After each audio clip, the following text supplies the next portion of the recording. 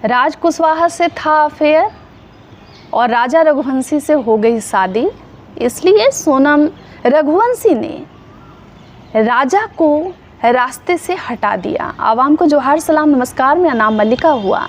नज़र उस बड़ी खबर पर जिसमें बहुत सारे पेच हैं, बहुत सारे सवाल हैं और यकीन नहीं होता है कि एक जोड़ा जिसकी नई शादी होती है, लेडी इतना मास्टरमाइंड निकल जाएगी और सोनम की बेवफाई पर से पर्दा उठता नज़र आ रहा है। पूरी रिपोर्ट जो है आप लोगों के लिए लेकर आई हूँ, लेकिन कमेंट ज़रूर करके बताइएगा कि इस पूरी खबर पर आपकी क्या सोच है।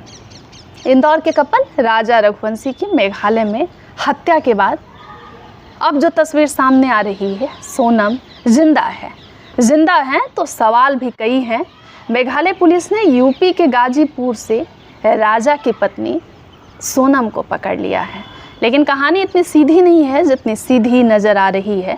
हनीमून पर गया था ये कपल मेघालय शिलोंग, और शिलोंग की ही खाई में राजा की डेड बॉडी प्राप्त होती है, हत्या कर दी जाती है नए हथियार से। और तब से पुलिस को डाउट था कि कहीं ना कहीं कोई बहुत करीबी है, और वो करीबी सोनम ही निकली जिसने हत्या को प्लान किया था। ये प्लान्ड मर्डर था।